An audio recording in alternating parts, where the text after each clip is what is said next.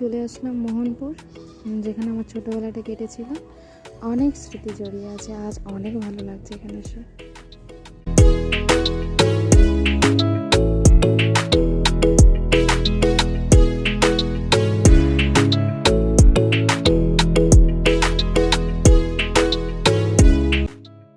কি রোদ, প্রচণ্ড রোদ, তাও ঘুরতে আসার মজাটাই একটা আলাদা, অন্যরকম ফিলিংস। ছোটোবেলার school, Mohanpur school, high school, junior school ছিল, মোহনপুর জুনিয়র স্কুল ছিল।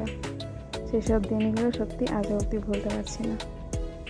আজকে নতুন করে সব জিনিসগুলো মনে পড়ছে একটু একটু করে। সত্যি আজকে ছোটোবেলার বান্ধবীরাকে পেয়ে অনেক হ্যাপি, আর ওরাও হ্যাপি আমাকে পেয়ে।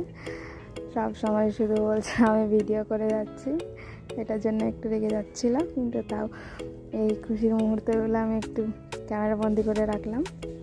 এবার চলে আসলাম একটু বিকেলবেলায় ঘুরতে। যে হসপিটালের কটেজে থাকতাম, এখানটায় আসলাম একটু, অনেক স্মৃতি জড়িয়ে আছে। খেলতাম, এটা হচ্ছে আমাদের সেই রুম যেখানে থাকতাম। তো এগুলো সব ঘুরে ঘুরে একটু দেখলাম, দেখার পর একটু হসপিটালের দিকে গেলাম। বাবা যেখানটা থাকতাম অনেক কাজ করতেন আর কি, তো সেই সূত্রে বাবার কাজে যে আমরা এখানে থাকতাম। বেশ সুন্দর জায়গা, চারিদিকটা জঙ্গল, শান্ত পরিবেশ। ছোটোবেলার গ্রাম, আমি যেখানে বড় হয়েছিলাম। গ্রাম নয়, কোয়ার্টারে থাকতাম। সেই দিকটায় আমাদের কোয়ার্টারটা ছিল, সেই সাইডে। আজকে 2015 সালে চলে গেছিলাম, এতদিন পর আবার আসলাম 2024 সালে।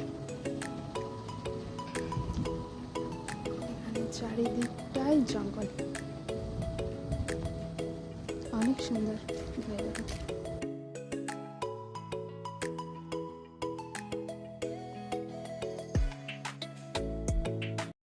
আবারও চলে আসলাম আমাদের সেই কটেজে, যেটাতে ছোটোবেলায় ছিলাম।